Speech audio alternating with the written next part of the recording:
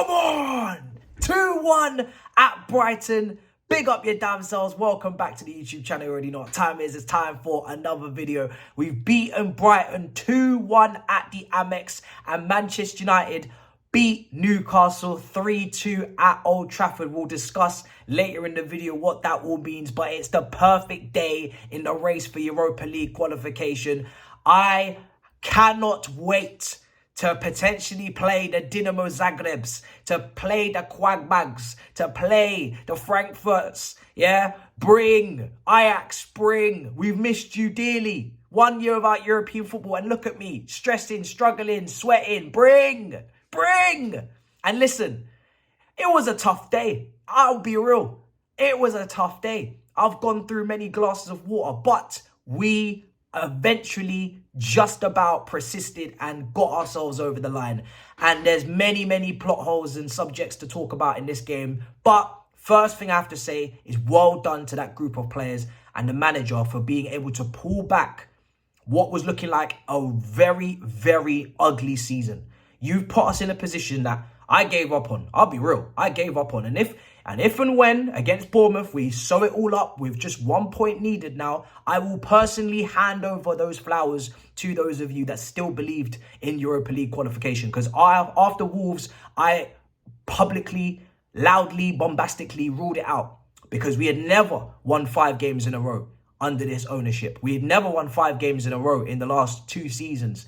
And it looks like we are on the cusp of 5 wins in a row. 4 in a row today, could be 5 against Bournemouth. And that, I know to some other clubs, that seems like normal business. But for us recently, that seems like a far-fetched dream. So I'm very happy just to continue the winning run. It's not going to be pretty all the time.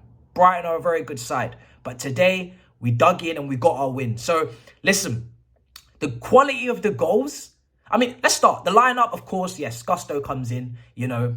Out goes Silva, and I was interested to see if that meant that we could see maybe 2 inverted fullbacks today, because we know that Cucurella has been doing it, but I feel Gusto can do it just as well. Against Forest in the second half, he did invert, whilst Reece James overlapped for that goal that was crossed in for Jackson, if you see him connecting in the midfield. So I think that back 4 gives us the flexibility to play a 3 either way, whether it's Cucurella in a back 3 as he was at home to Dortmund in that famous performance and win last season, or it's Gusto playing in the right side centre-back position. And obviously, Chalobah and Badiashile are both capable of playing in wide centre-back roles, defending in wide areas. So they're both comfortable, whichever fullback you invert. So I always felt that would be fascinating. But first of all, big shout-out to Chalobah. I thought Chalobah was immense today. He made some very important tackles, some very important key decisions and blocks. And for me, this guy, you know, based upon the way that he's been performing, not even just, you know, right now, but prior to now, you know, previous seasons when he's had to step in under Tuchel playing a back 3,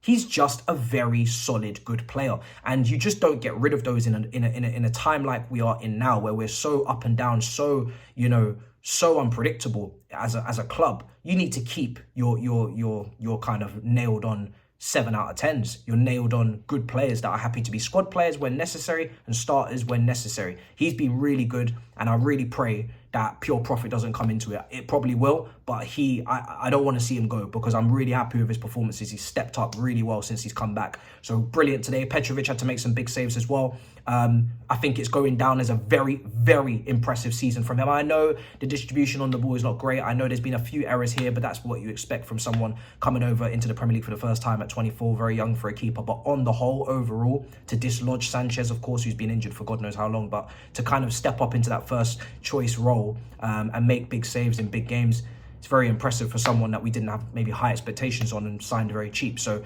very happy with him. Gusto obviously did get an assist as well, which we'll get to. But listen, Cole Palmer.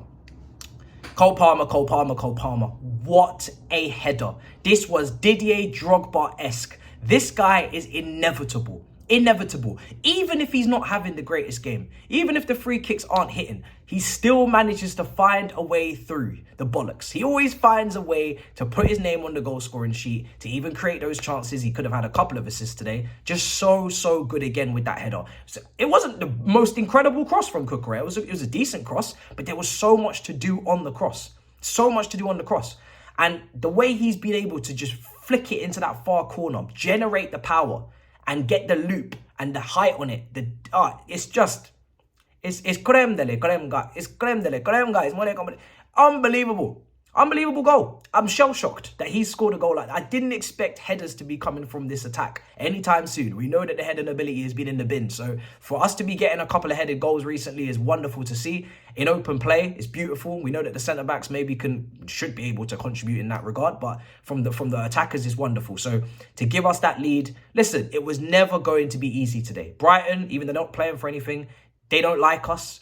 Rightly so, right? We've gone to their club numerous times for staff, for players, for all types of things, you know. So I get it. I'm not expecting a rollover, but we managed to take the lead and put ourselves in a position. And listen, to go again after that, Mudryk gets injured from a Lamptey situation with some sort of, I don't think it was intentional, but you know, he ends up injuring Mudryk. He has to come off, and Nkunku does come on, and Nkunku causing problems on that left-hand side. We did just look so much better down the left when Nkunku came on for Mudryk. It's clear that the quality difference is very clear, the quality gap. Now, I was worried about Nkunku play on the left-hand side. I was discussing it with some people on Twitter. We were diversing, because, of course, Nkunku has been playing behind the striker a lot at Leipzig, but it's in more narrow, tucked-in three, more maybe a 2-3 back three with the narrow forwards like Mason Mount used to play and Werner off the striker. I didn't see him hugging the touchline, getting chalk on his boots as much, and I don't want him doing that.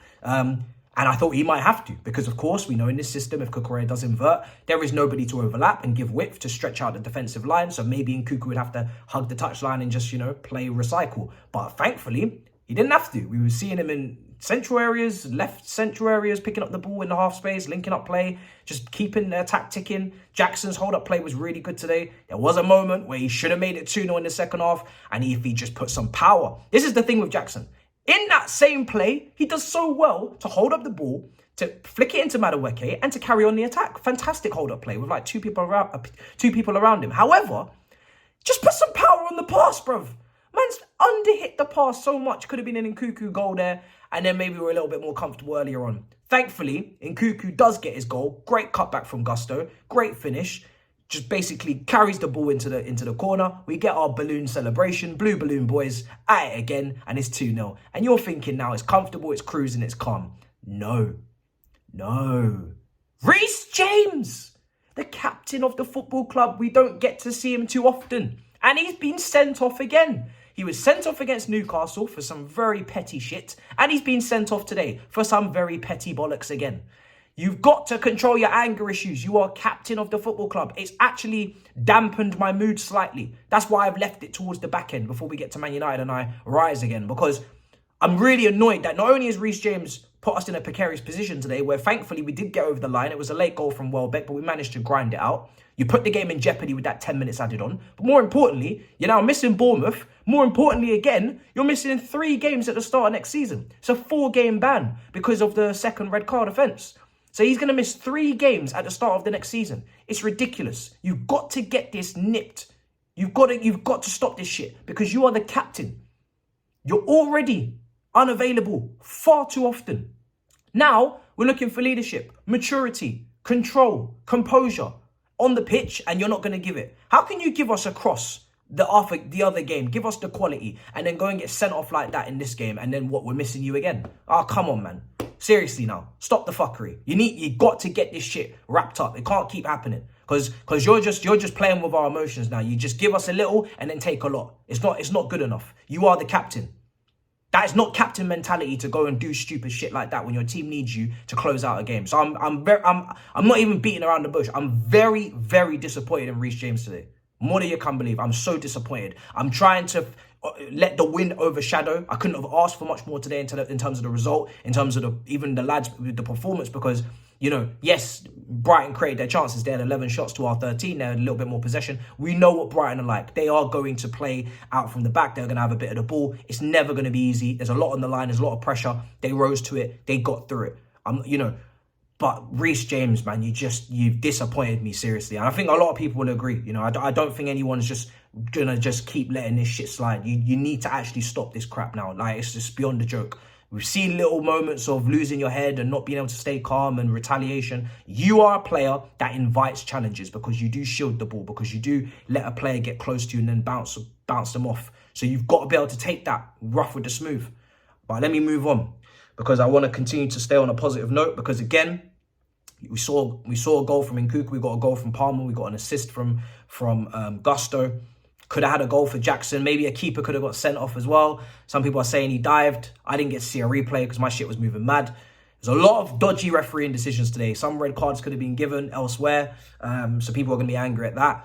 But I want to finish on another note because thank you, Diallo. Diallo, you absolute baller at Manchester United, helping your team to win 3-2 at home. We appreciate you. Don't let the journalists see, but I was cheering on Manchester United shamelessly today. I couldn't give a rat's bollocks about rivalry today. I needed them to win, and they have. They've given us a 3-point lead over Newcastle with 1 game left. We only need a point against Bournemouth. Now, Man United, I'm asking one more favour from you. Don't beat Manchester City in the final of the FA Cup so we can keep our spot. Or Sheffield United don't mind beating Tottenham. Go for it. We can maybe finish above them.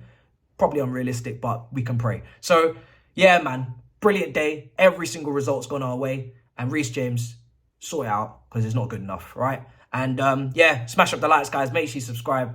The Europa League is coming back to the bridge. I can't wait. Na, na, na, na, na. Da, na, na, na, na, na. Na, na.